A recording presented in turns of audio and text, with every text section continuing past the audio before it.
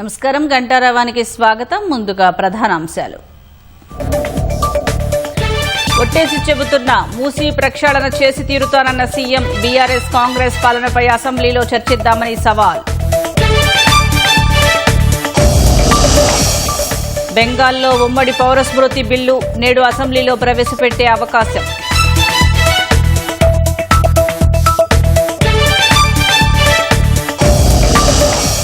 Web WhatsApp యూజర్లే లక్ష్యంగా cyber దాడులు. మాల్వేర్తో ఖాతాలను హ్యాక్ చేస్తున్న నేరగాళ్లు.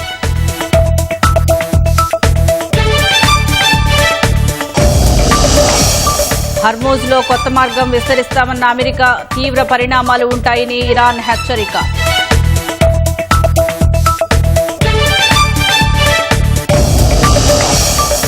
అమెరికాలోని కొలరాడోలో విస్తరిస్తున్న కార్చిచ్చులు. సుమారు 114 కిలోమీటర్ల మేర అటవీ ప్రాంతం అగ్నికి ఆహుతి.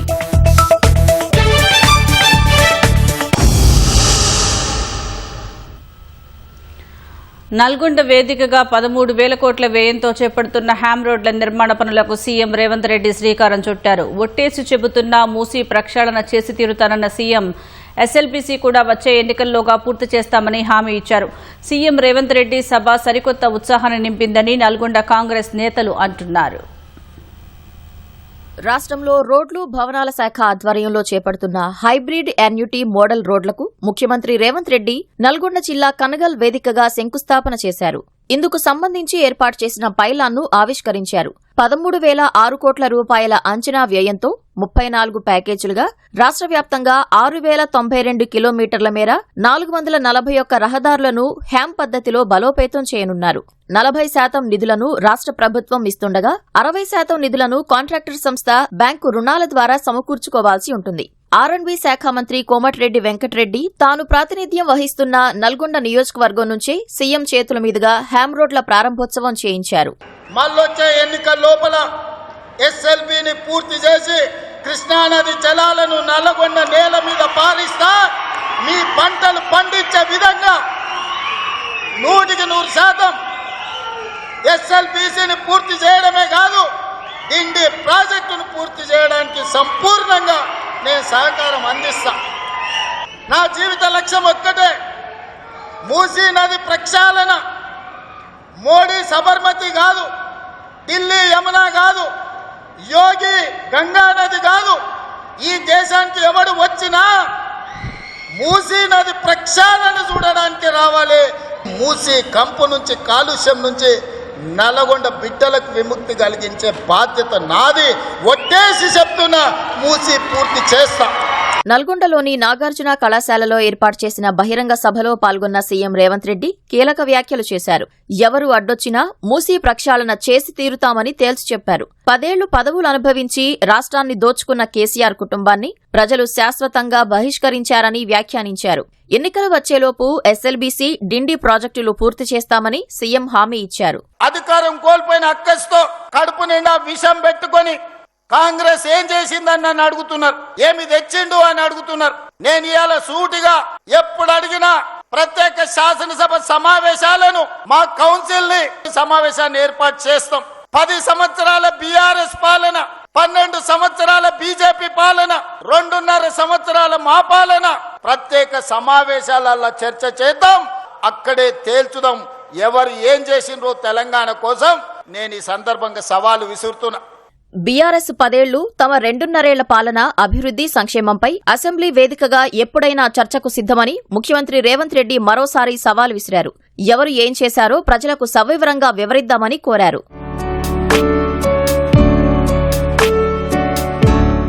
మంత్రి కోమటిరెడ్డి వెంకటరెడ్డి నేతృత్వంలో నిర్వహించిన బహిరంగ సభ విజయవంతమైందని నల్గొండ కాంగ్రెస్ నాయకులు సంతోషం వ్యక్తం చేస్తున్నారు.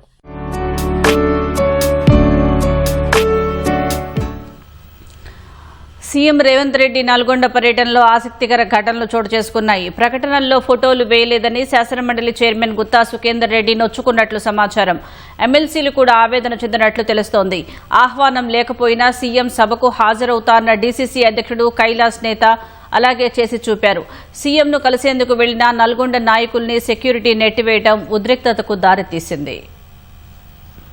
హ్యామ్ రోడ్ల శంకుస్థాపన, పైలాన్ ఆవిష్కరణ, బహిరంగ సభ కార్యక్రమాల్లో ఆసక్తికర పరిణామాలు చోటు చేసుకున్నాయి. హ్యామ్ రోడ్లకు సంబంధించి ఆర్ఎండ్బీ శాఖ వివిధ పత్రికలకు యాడ్స్ ఇచ్చింది. అందులో ఎక్కడా శాసనమండలి చైర్మన్ గుత్తా సుఖేందర్ రెడ్డి ఫోటో లేదు. గుత్తా దీనిపై బహిరంగంగా స్పందించకపోయినా ఈ చర్యను తప్పుపట్టినట్లు తెలిసింది. త్వరలోనే ఆర్ఎండ్బీ అధికారులకు ఈ వ్యవహారంలో ఆయన నోటీసులు ఇవ్వనున్నారని గుత్తా సన్నిహితులు తెలిపారు. ఎమ్మెల్సీలు శంకర్ నాయక్, నెల్లికంటి సత్యం పేర్లు కూడా లేకపోవడంతో విభేదాలు మరోసారి బయటపడ్డాయి. ఇక కొంతకాలంగా మంత్రి కోమటిరెడ్డి వెంకటరెడ్డి, జిల్లా డీసీసీ అధ్యక్షుడు పున్నా కైలాష్ నేత వేర్వేరు వర్గాలుగా ఉన్నారు. హోర్డింగులు, ఫ్లెక్సీల్లో ఎక్కడా డీసీసీ అధ్యక్షుడి ఫోటో కూడా కనిపించలేదు. బలహీన వర్గానికి చెందిన నేతను అవమానిస్తున్నారని బీసీ నాయకులు ఆరోపిస్తున్నారు. ఆహ్వానం లేకపోయినా సభకు హాజరవుతానన్న కైలాష్ అలానే చేశారు. సభా వేదికపై ముఖ్యమంత్రికి ఒకవైపు మంత్రి వెంకటరెడ్డి కూర్చుంటే మరోవైపు డీసీసీ అధ్యక్షుడు కూర్చున్నారు. ఇక మునుగోడు ఎమ్మెల్యే, మంత్రి పదవి ఆశిస్తున్న కోమటిరెడ్డి రాజగోపాలరెడ్డి సభకు వస్తారా రారా అని చాలా మంది అనుకున్నారు. సీఎం వచ్చి కనగల్లో శంకుస్థాపన కార్యక్రమంలో పాల్గొన్నా ఎక్కడా రాజగోపాలరెడ్డి కనిపించలేదు. బహిరంగ సభకు కూడా ఆయన రాలేదు. ఈ అంశం కాంగ్రెస్ శ్రేణుల్లో చర్చకు దారితీసింది. సీఎం పర్యటన సందర్భంగా జిల్లా వ్యాప్తంగా ప్రతిపక్ష పార్టీల నాయకుల్ని పోలీసులు గృహ నిర్బంధం చేశారు.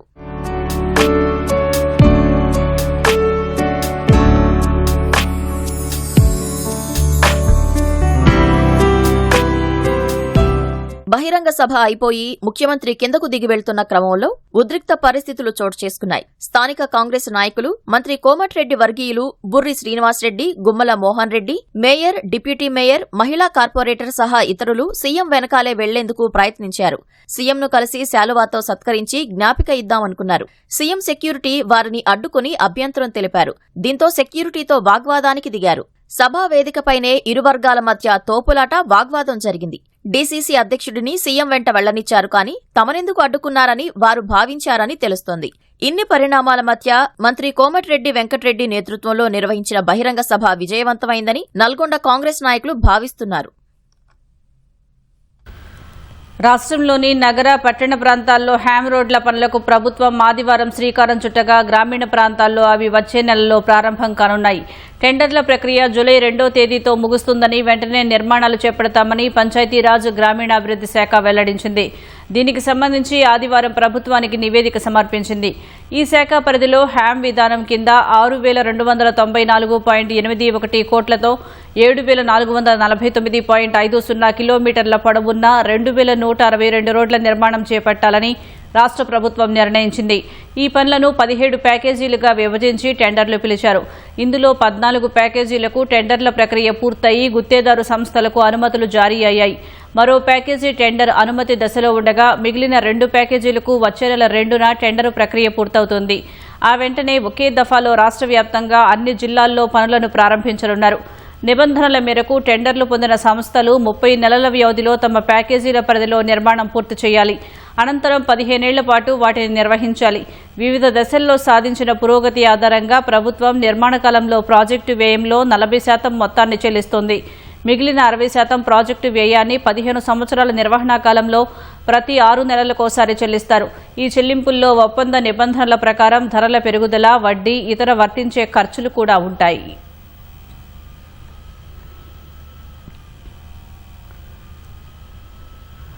కాంగ్రెస్ ప్రభుత్వం అన్ని రంగాల్లోనూ విఫలమైందని మాజీ మంత్రి హరీష్ రావు ఆరోపించారు. నల్గొండలో ముఖ్యమంత్రి రేవంత్ రెడ్డి చేసిన వ్యాఖ్యలపై సిద్దిపేటలో జరిగిన బూత్ లెవెల్ ఏజెంట్ల సమావేశంలో ఘాటుగా స్పందించారు.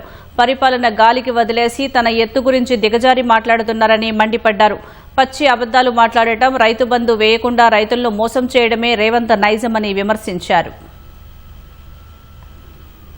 రైతుల గురించో, తెలంగాణ ఉద్యమం గురించో, ఎస్ఎల్బిసి టనల్ గురించో, కాళేశ్వరం గురించో ఆయన మాట్లాడితే దయ్యాలు వేదాలు వల్లించినట్టుంది. ప్రజల కింద ఏమనుకుంటున్నారు నిన్ను చూసానికి కొంచెం ఒక సర్వే తెప్పించుకో, నీ ఇంటెలిజెన్స్ రిపోర్ట్ తెప్పించుకో.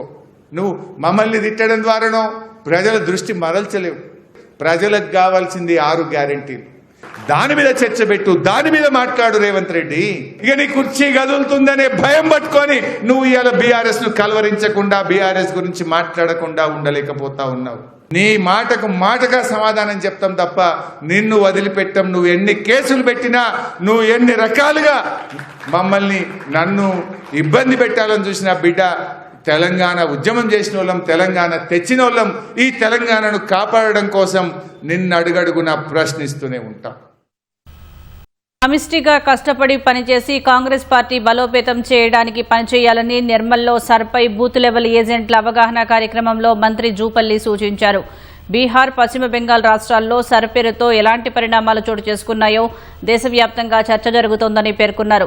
ఎస్ఐఆర్ పేరుతో ఓట్ల ప్రక్షాళన అంటూ రాజకీయ లబ్ధి పొందేందుకు కేంద్ర బీజేపీ సర్కార్ ప్రయత్నాలు చేయడం సరికాదని, ప్రజాస్వామ్య వ్యవస్థ బలోపేతానికి పాటుపడాలని ఉద్బోధించారు. ఈ నెల రోజుల పాటు కాంగ్రెస్ పార్టీ శ్రేణులు, కార్యకర్తలు, బూత్ లెవెల్ ఏజెంట్స్ ఏ ఒక్కరి ఓటు తొలగించకుండా చూడాలని సూచించారు. అంతకుముందు సమావేశంలో నిరాశ వ్యక్తం చేసిన కాంగ్రెస్ నాయకులకు మంత్రి భరోసా ఇచ్చారు. న్యాయబద్దమైన సమస్యలను పరిష్కరించడానికి కృషి చేస్తారని చెప్పారు. రాష్ట్ర వ్యవహారాల ఇన్ఛార్జ్ మీనాక్షి నటరాజన్, పీసీసీ అధ్యక్షులు మహేష్ కుమార్ గౌడ్ సీఎం రేవంత్ రెడ్డి దృష్టికి తీసుకువెళ్తామని చెప్పారు. కొందరు అధికారుల తీరుపై పార్టీ శ్రేణులు తీవ్ర అసంతృప్తితో ఉన్నారని, దీనిపై పరిపాలనాపరమైన అంశాలను కేబినెట్ సమావేశంలో ప్రస్తావిస్తారని హామీ ఇచ్చారు. నిర్మల్లో సర్ ప్రక్రియపై కాంగ్రెస్ నేతలు అసహనం వ్యక్తం చేస్తున్నారు. సమావేశంలో ఇన్ఛార్జ్ మంత్రి జూపల్లి కృష్ణారావు ముందు నియోజకవర్గ ఇన్ఛార్జ్ శ్రీహరిరావు ఆవేదన వ్యక్తం చేశారు. ఆదిలాబాద్ పార్లమెంటు పరిధిలో కాంగ్రెస్ ప్రభుత్వం ఉందా, బీజేపీ ప్రభుత్వం ఉందా అనే అయోమయంలో ఇక్కడి కాంగ్రెస్ నాయకుల పరిస్థితి తయారైందన్నారు.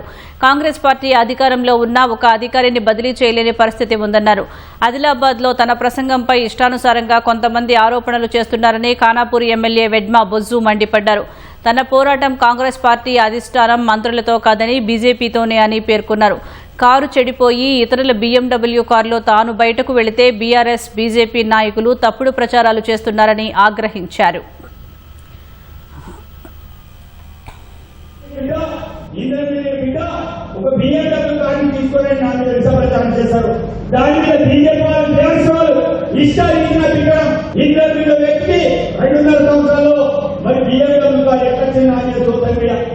సరే, వాళ్ళు సోషల్ మీడియాలో మాట్లాడారు, పక్కన పెట్టేద్దాం. మరి మంత్రిగా కేటీఆర్ గారు వారు కూడా నిన్న మాట్లాడడం జరిగింది దాని గురించి. అందుకు ఆదివాసీ మీద కనీసం BMW కారు కావచ్చు, ఒక బెంచ్ కారు కావచ్చు, కూర్చొని అర్హత ఒక ఆదివాసీ మీదకి లేదు. నా కారు కాదు, కానీ వేరే కారు ముట్టడానికి కానీ ఆ కారు కూర్చోడానికి కూడా ఒక ఆదివాసీ మీద కూర్చొని అర్హత లేదన్నట్టు నిన్న కేటీఆర్ గారు కూడా దాని విషయంలో స్పందించడం జరిగింది.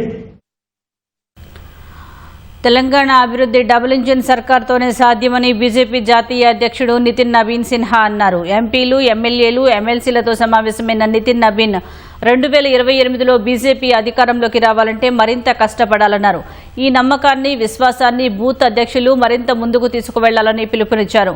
3 రోజుల పర్యటనకు వచ్చిన కమల దళపతి పార్టీ జిల్లాల కార్యాలయాల ప్రారంభోత్సవాలతో పాటు బూత్ అధ్యక్షుల సమ్మేళనంలో పాల్గొని పార్టీ సంస్థాగత బలోపేతం, కార్పొరేషన్ ఎన్నికలపైన దిశానిర్దేశం చేశారు. తెలంగాణలో అధికారమే లక్ష్యంగా పెట్టుకున్న కాషాయ పార్టీ బెంగాల్ ఎన్నికల తర్వాత రాష్ట్రంపై ప్రత్యేక దృష్టి కేంద్రీకరించింది. పార్టీ సంస్థాగత బలోపేతం, కార్పొరేషన్ ఎన్నికలే లక్ష్యంగా కమల దళపతి నితిన్ నబీన్ సిన్హా 3 రోజుల పర్యటన నిమిత్తం రాష్ట్రానికి వచ్చారు. ఆదివారం మధ్యాహ్నం 2:45 శంషాబాద్ విమానాశ్రయానికి వచ్చిన నితిన్ నబీన్ కు కేంద్ర మంత్రులు కిషన్ రెడ్డి, బండి సంజయ్, బీజేపీ రాష్ట్ర అధ్యక్షుడు రామచంద్రరావు, పార్టీకి చెందిన ఎంపీలు, ఎమ్మెల్యేలు, ఎమ్మెల్సీలు, రాష్ట్ర పదాధికారులు ఘన స్వాగతం పలికారు. శంషాబాద్ సమీపంలోని ఊట్పల్లిలో నిర్మించిన బీజేపీ రంగారెడ్డి జిల్లా కార్యాలయాన్ని ప్రారంభించారు. అనంతరం మరో 8 జిల్లా కార్యాలయాలను వర్చువల్ గా ప్రారంభించారు. 9 జిల్లాల అధ్యక్షులకు, కార్యకర్తలకు ప్రత్యేక అభినందనలు తెలిపిన కమల దళపతి నితిన్ నబీన్, జిల్లా కార్యాలయాలు మన సంకల్ప కేంద్రాలు అన్నారు. నిజాం నుంచి ఈ ప్రాంతానికి ముక్తి కల్పించిన సర్దార్ వల్లభాయ్ పటేల్ ను స్మరించుకుంటున్నట్లు చెప్పారు. బీజేపీకి దేశవ్యాప్తంగా 2 సీట్లు వచ్చినప్పుడు తెలంగాణలో 1 గెలిచిందని గుర్తు చేశారు. పశ్చిమ బెంగాల్లో ఎలాగైతే కమలం వికసించిందో ఇక్కడ కూడా వికసిస్తుందని విశ్వాసం వ్యక్తం చేశారు. తెలంగాణ ఏర్పాటులో బీజేపీ, సుష్మా స్వరాజ్ది కీలక పాత్ర ఉందని కొనియాడారు. నాంపల్లి ఎగ్జిబిషన్ మైదానంలో హైదరాబాద్, సైబరాబాద్, మల్కాజ్గిరి కార్పొరేషన్ల పరిధిలోని బూత్ అధ్యక్షులు, BLA 2లతో బీజేపీ రాష్ట్ర నాయకత్వం విజయ సంకల్ప సమ్మేళనం నిర్వహించింది. రాష్ట్ర అధ్యక్షుడు రామచంద్రరావు అధ్యక్షతన జరిగిన సమ్మేళనానికి నితిన్ నబీన్ సిన్హా ముఖ్య అతిథిగా హాజరయ్యారు. తెలంగాణ ఆకాంక్షలు నరేంద్ర మోదీతోనే సాకారమవుతాయని నితిన్ నబీన్ పునరుద్ఘాటించారు. కాంగ్రెస్ హామీలు ఇస్తుంది కానీ నెరవేర్చదని మండిపడ్డారు. భాగ్యనగరంలో బీజేపీ గెలవాలంటే ఐక్యంగా పోరాడాలని పిలుపునిచ్చారు. हमारे जो कार्यकर्ता यहाँ पे आए हैं उन सब कार्यकर्ताओं के साथ साथ बूथ में बैठा हुआ एक एक कार्यकर्ता ये संकल्प करेगा कि तेलंगाना में जो आने वाला म्युनिसिपल चुनाव है, जिस प्रकार से हैदराबाद को हमारे लोगों ने संघर्ष किया, तेलंगाना को निर्माण में हमारे कार्यकर्ताओं ने संघर्ष किया और तेलंगाना के लोगों ने संघर्ष किया, पर तेलंगाना का सपना अभी अधूरा है क्योंकि तेलंगाना को भ्रष्टाचार और परिवारवादी पार्टियों ने जकड़ रखा है। इस भ्रष्टाचारी और परिवारवादियों को मुक्त कराना है, तेलंगाना को विकास की पटरी पे आगे लेके आना है मित्रों। విజయ సంకల్ప సమ్మేళనం అనంతరం బీజేపీ రాష్ట్ర కార్యాలయంలో పార్టీ ఎంపీలు, ఎమ్మెల్యేలు, ఎమ్మెల్సీలతో నితిన్ నబీన్ భేటీ అయ్యారు. ఈ భేటీలో తాజా రాజకీయ పరిణామాలు, పార్టీ సంస్థాగత బలోపేతంపై చర్చించారు. కాంగ్రెస్ ప్రభుత్వ వైఫల్యాలు, హామీల విస్మరణపై పూర్తి స్థాయిలో పోరాటం చేయడం లేదని చురకలు అంటించినట్లు సమాచారం. చట్టసభలతో పాటు క్షేత్రస్థాయిలో ప్రభుత్వ వైఫల్యాలను ఎండగట్టాలని దిశానిర్దేశం చేసినట్లు విశ్వసనీయ సమాచారం. వ్యక్తిగత విభేదాలు పక్కన పెట్టి సమన్వయంతో పార్టీ అధికారంలోకి వచ్చేందుకు పనిచేయాలని మార్గనిర్దేశం చేసినట్లు తెలిసింది. నరేంద్ర మోదీ 12 ఏళ్ల పాలన, అభివృద్ది, సంక్షేమ పథకాలు, సాహసోపేతమైన నిర్ణయాలను క్షేత్రస్థాయిలోకి తీసుకెళ్లాలని దిశానిర్దేశం చేశారని ప్రజాప్రతినిధులు తెలిపారు. ప్రజాప్రతినిధుల సమావేశంలో తొలి రోజు పర్యటన ముగించుకున్న నితిన్ నబీన్ సిన్హా బేగంపేట టూరిజం ప్లాజాలో రాత్రి బస చేశారు. ఇవాళ బిజీగా వరంగల్ జిల్లాలో పర్యటించనున్నారు. టూరిజం ప్లాజాలో బీజేపీ నేతలతో బ్రేక్ఫాస్ట్ మీటింగ్లో పాల్గొంటారు. అనంతరం వరంగల్ పర్యటనకు బయలుదేరి వెళ్లనున్నారు. మార్గమధ్యలో ఘట్కేసర్ వీబీఐటీ క్యాంపస్లో బీజేపీ యువమోర్చా విద్యార్థులతో నిర్వహించే కాంక్లేవ్లో ముఖ్య అతిథిగా పాల్గొననున్నట్లు పార్టీ వర్గాలు తెలిపాయి. భారతదేశం భవిష్యత్ సవాళ్లపై విద్యార్థులు అడిగే ప్రశ్నలకు నితిన్ నబీన్ సమాధానాలు చెప్పనున్నారు. 12 గంటలకు భువనగిరిలో నితిన్ నబీన్ కు కాషాయ శ్రేణులు స్వాగతం పలకనున్నాయి. మధ్యాహ్నం వరంగల్ కు చేరుకుని గిరిజన సంఘాల లీడర్స్ తో నితిన్ నబీన్ ఇంటరాక్షన్ కానున్నారు. మధ్యాహ్నం 4:30 గంటలకు ఆర్ట్స్ కాలేజ్ గ్రౌండ్ లో ఉమ్మడి వరంగల్ బూత్ అధ్యక్షులతో సమావేశమై కార్పొరేషన్ ఎన్నికల్లో విజయమే లక్ష్యంగా పనిచేయాలని మార్గనిర్దేశనం చేయనున్నారు. అనంతరం భద్రకాళి అమ్మవారిని దర్శించుకుని ప్రత్యేక పూజలు నిర్వహించనున్నారు. వరంగల్ నుంచి హైదరాబాద్ కు రాత్రి 8:30 గంటలకు చేరుకోనున్న నితిన్ నబీన్ టూరిజం ప్లాజాలో రాష్ట్ర పదాధికారులతో సమావేశం కానున్నారు. ఎస్ఐఆర్, భవిష్యత్ కార్యాచరణ అంశాలపై చర్చించనున్నట్లు పార్టీ వర్గాలు తెలిపాయి. హైదరాబాద్ మెట్రో విస్తరణకు కేంద్ర ప్రభుత్వం విధించిన అడ్డంకులను తొలగించిన తర్వాతే నగరాభివృద్ధి గురించి మాట్లాడాలని PCC chief Mahesh Kumar Goud demand చేశారు. బీఆర్ఎస్ హయాంలో జరిగిన అవినీతిపై విచారణకు బీజేపీ సిద్ధమా అని ప్రశ్నించిన ఆయన కాళేశ్వరం ప్రాజెక్టు అవినీతిపై సీబీఐ ఎందుకు చర్యలు తీసుకోవడం లేదో నితిన్ నబీన్ రాష్ట్ర ప్రజలకు సమాధానం చెప్పాలన్నారు. బీజేపీ చీఫ్ నితిన్ నబీన్ పర్యటనపై మహేష్ కుమార్ గౌడ్ తీవ్రంగా స్పందించారు. బీజేపీ నిర్వహించిన సమావేశం పూర్తిగా ఫ్లాప్ షోగా మారిందని, గ్రేటర్ హైదరాబాద్ ఎన్నికల్లో గెలుపు గురించి మాట్లాడటం విడ్డూరమని వ్యాఖ్యానించారు. తెలంగాణలో బెంగాల్ తరహా విభజన రాజకీయాలు సాగవని, ఇది ప్రజాపాలన అందిస్తున్న ఇందిరమ్మ ప్రభుత్వం అని స్పష్టం చేశారు. సుష్మా స్వరాజ్పై తమకు గౌరవం ఉన్నప్పటికీ చరిత్రను వక్రీకరించే ప్రయత్నాలు అంగీకరించబోమని పేర్కొన్న ఆయన దశాబ్దాల తెలంగాణ ప్రజల ఆకాంక్షలు నెరవేర్చి రాష్ట్రాన్ని సాకారం చేసింది సోనియా గాంధీ నాయకత్వంలోని కాంగ్రెస్ పార్టీయేనని అన్నారు. దేశంలో నిరుద్యోగం, పేపర్ లీకేజీలు, ఆర్థిక సమస్యలు, తెలంగాణకు రావాల్సిన కేంద్ర నిధులు వంటి అంశాల నుంచి ప్రజల దృష్టి మళ్లించేందుకే బీజేపీ జాతీయవాదాన్ని ముసుగుగా ఉపయోగిస్తుందని మహేష్ కుమార్ గౌడ్ ఆగ్రహం వ్యక్తం చేశారు.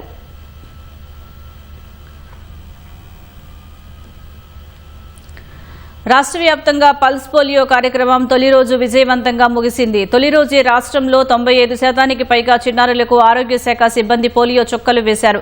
రాష్ట్రంలో 5 ఏళ్ల లోపు చిన్నారులు సుమారు 41 లక్షల మంది ఉన్నట్లు అంచనా వేయగా తొలి రోజే 38,95,000 మందికి పైగా పిల్లలకు పోలియో చుక్కలు వేశారు. మొదటి రోజే 95.1% లక్ష్యాన్ని చేరుకున్నట్లు health and family welfare commissioner doctor Sangeetha Satyanarayana తెలిపారు. పోలియో కవరేజీలో 99%తో రంగారెడ్డి జిల్లా రాష్ట్రంలోనే అగ్రస్థానంలో నిలవగా భద్రాద్రి కొత్తగూడెం, మెదక్ తర్వాతి స్థానాల్లో నిలిచాయి. హైదరాబాద్లో 93.1% నమోదైంది. కాగా మంత్రి దామోదర్ రాజనరసింహ ఆదేశాల మేరకు 100% లక్ష్య సాధనకు అధికారులు చర్యలు చేపట్టారు. తొలి రోజు పోలియో చుక్కలు వేయించుకొని చిన్నారుల కోసం ఇవాళ రేపు సిబ్బంది ఇంటింటికి వెళ్లి పోలియో చుక్కలు వేయనున్నారు. ఏ ఒక్క చిన్నారి మిగిలిపోకుండా చూడాలని అధికారులు తల్లిదండ్రులకు విజ్ఞప్తి చేశారు. దేశ ఆర్థిక సంస్కరణల శిల్పిగా పీవీ వేసిన పునాదులపైన నేటి సుసంపన్న భారతం నిలిచిందని గవర్నర్ శివప్రతాప్ శుక్లా కొనియాడారు. పీవీ నరసింహారావు 105వ జయంతి వేడుకలు PV Narasimha Rao memorial charitable trust ఆధ్వర్యంలో రవీంద్ర భారతిలో ఘనంగా జరిగాయి. వార్షిక సన్మాన కార్యక్రమంలో రక్తదానంలో ముందున్న సంస్థలు, విద్యా సంస్థలు, కార్పొరేట్ సంస్థలు, వ్యక్తులను గవర్నర్ మెమెంటో అందించి అభినందించారు. తెలంగాణ గడ్డపై పుట్టి దేశ ప్రధానిగా ఎదిగిన పీవీ నరసింహారావు ఈ నేల సంస్కృతిని, విలువలను ఎప్పుడూ గుండెల్లో పెట్టుకున్నారని గవర్నర్ పేర్కొన్నారు. కేవలం దేశం క్లిష్ట పరిస్థితుల్లో ఉన్నప్పుడు ఆర్థిక సంస్కరణలతో దేశానికి కొత్త దిశానిర్దేశం చేసిన ఘనత పీవీకే దక్కుతుందన్నారు. పీవీ ఆశయాలకు అనుగుణంగా జ్ఞానం, నిజాయితీ, దేశసేవకు అంకితం కావాలని శివప్రతాప్ శుక్లా పిలుపునిచ్చారు. ఏమైందో తెలియదు, ప్రేమించి పెళ్లి చేసుకున్న దంపతులు ఆత్మహత్యకు పాల్పడిన ఘటన రంగారెడ్డి జిల్లా జన్వాడలో జరిగింది. దంపతులు మృతితో 5 నెలల బాలుడు అనాథ అయ్యాడు. జన్వాడకు చెందిన వడ్ల బాలసాయి, కంది మండలం జూల్కలకు చెందిన పద్మను ఏడాదిన్నర క్రితం ప్రేమ వివాహం చేసుకున్నారు. అనంతరం పటాన్చెరు మండలంలోని పటేల్గూడ ప్రాంతంలో నివాసం ఉంటూ ఫోటోగ్రాఫర్గా పనిచేస్తూ జీవనం సాగిస్తున్నాడు. 3 రోజుల క్రితం తిరిగి జన్వాడకు వచ్చారు. గ్రామంలో సోదరులు ఉండటంతో వారి దగ్గరే భోజనం చేసి తల్లిదండ్రులు నిర్మించిన పాత ఇంట్లో రాత్రి నిద్రించారు. ఆదివారం మధ్యాహ్నం తర్వాత ఇంట్లో తలుపులు వేసుకుని సాయంత్రం వరకు తలుపులు తీయలేదు. సోదరుడు ఫోన్ చేసినా స్పందించకపోవడంతో ఇంటికి వెళ్లి చూసేసరికి లోపల నుంచి గడియ పెట్టి ఉంది. బాబు ఏడుస్తుండటంతో కిటికీల్లో నుంచి చూడగా అప్పటికే దంపతులిద్దరూ సీలింగ్ ఫ్యాన్కు ఉరి వేసుకుని కనిపించారు. భయాందోళనకు గురైన మృతుడి సోదరుడు అరవింద్ స్థానికులను పిలిచి తలుపులు పగలగొట్టి చూసేసరికి ఇద్దరూ చనిపోయి ఉన్నారు. దీంతో పోలీసులకు సమాచారం అందించారు. ఈ మేరకు పోలీసులు కేసు నమోదు చేసి దర్యాప్తు చేపట్టారు.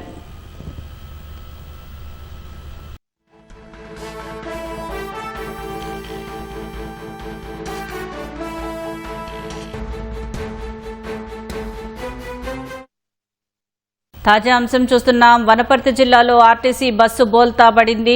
పెబ్బేరు సమీపంలోని 44వ జాతీయ రహదారిపై ప్రయాణికులతో వెళ్తున్న ఆర్టీసీ బస్సు బోల్తా పడింది. ప్రమాదంలో 10 మంది ప్రయాణికులకు గాయాలయ్యాయి. వనపర్తి డిపోకు చెందిన ఆర్టీసీ బస్సు మంత్రాలయం నుంచి వనపర్తికి వస్తూ ఉండగా పెబ్బేరు సమీపంలో రహదారిపై ముందు వెళ్తున్న ద్విచక్ర వాహనాన్ని తప్పించే క్రమంలో డ్రైవర్ బ్రేక్ వేశాడు. దీంతో బస్సు అదుపు తప్పి డివైడర్పై బోల్తా పడింది.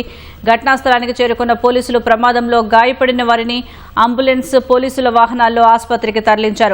రహదారిపై ట్రాఫిక్ రద్దీని పోలీసులు, రహదారి నిర్వహణ సంస్థ సిబ్బంది క్రమబద్దీకరించారు. బాధితులకు జిల్లా ఆసుపత్రిలో చికిత్స అందిస్తున్నారు.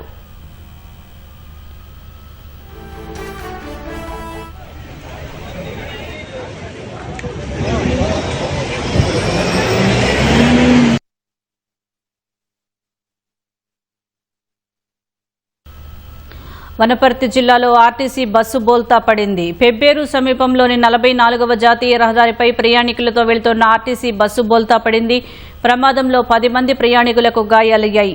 వనపర్తి డిపోకు చెందిన ఆర్టీసీ బస్సు మంత్రాలయం నుంచి వనపర్తికి వస్తూ ఉండగా పెబ్బేరు సమీపంలో రహదారిపై ముందు వెళ్తున్న ద్విచక్ర వాహనాన్ని తప్పించే క్రమంలో డ్రైవర్ బ్రేక్ వేశాడు. దీంతో బస్సు అదుపు తప్పి డివైడర్పై బోల్తా పడింది. ఘటనా స్థలానికి చేరుకున్న పోలీసులు ప్రమాదంలో గాయపడిన వారిని అంబులెన్స్, పోలీసుల వాహనాల్లో ఆసుపత్రికి తరలించారు. రహదారిపై ట్రాఫిక్ రద్దీని పోలీసులు, రహదారి నిర్వహణ సంస్థ సిబ్బంది క్రమబద్దీకరించారు.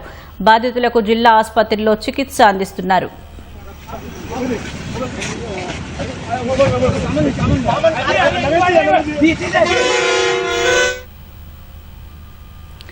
వాట్సాప్ వెబ్, డెస్క్టాప్ వినియోగదారులే లక్ష్యంగా దేశంలో భారీ మాల్వేర్ దాడులు జరుగుతున్నాయని జాతీయ సైబర్ సెక్యూరిటీ పర్యవేక్షణ సంస్థ సెర్టిన్ హెచ్చరించింది. ఈ మాల్వేర్ ప్రవేశిస్తే సైబర్ నేరగాళ్లు అనుమతి లేకుండానే కంప్యూటర్, ల్యాప్టాప్లను తమ ఆధీనంలోకి తీసుకునే ప్రమాదం ఉందని పేర్కొంది. ప్రముఖ సైబర్ సెక్యూరిటీ సంస్థల పరిశోధనల ఆధారంగా సెర్టిన్ ఈ నివేదికను రూపొందించింది. మొదట కొన్ని ఖాతాలను హ్యాక్ చేస్తున్న హ్యాకర్లు ఆ తర్వాత సదరు ఖాతాల్లోని కాంటాక్ట్స్ ఉన్న స్నేహితులు, బంధువులు, సహోద్యోగులకు ప్రమాదకరమైన ఫైళ్లను మెసేజ్ రూపంలో పంపుతున్నారు. తెలిసిన వారి నుంచి సందేశం రావడంతో వినియోగదారులు ఎలాంటి అనుమానం లేకుండా దాన్ని ఓపెన్ చేసి హ్యాకర్ల వలలో పడుతున్నారు. ఈ పన్నాగం ద్వారా సైబర్ నేరగాళ్లు ఖాతాల పాస్వర్డ్లు, బ్యాంకు వివరాలు దొంగిలించి ఆర్థిక మోసాలకు పాల్పడుతున్నారు. ఈ మేరకు తెలియని ఫైళ్లను తెరవవద్దని, సెర్టిన్ హెచ్చరించింది. ఎవరైనా ఫైల్ పంపితే ఫోన్ చేసి ధృవీకరించుకోవటం మంచిదని సూచించింది.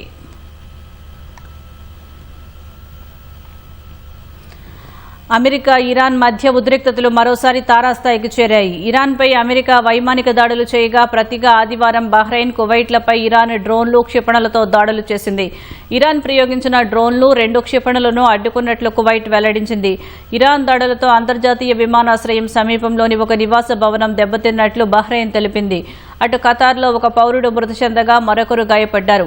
ఒమన్ సమీపంలో వాణిజ్య నౌకల రాకపోకల కోసం కొత్త మార్గాన్ని విస్తరిస్తామని అమెరికా నేవీ ప్రకటించడాన్ని ఇరాన్ వ్యతిరేకించింది. హర్మూజ్ జలసంధిలో కొత్త ఏర్పాట్లు చేస్తే పరిణామాలు తీవ్రంగా ఉంటాయని హెచ్చరించారు. మరోవైపు పాకిస్తాన్ మధ్యవర్తిత్వంలో జరుగుతున్న శాంతి చర్చలు మంగళవారం తిరిగి ప్రారంభం కానున్నాయి.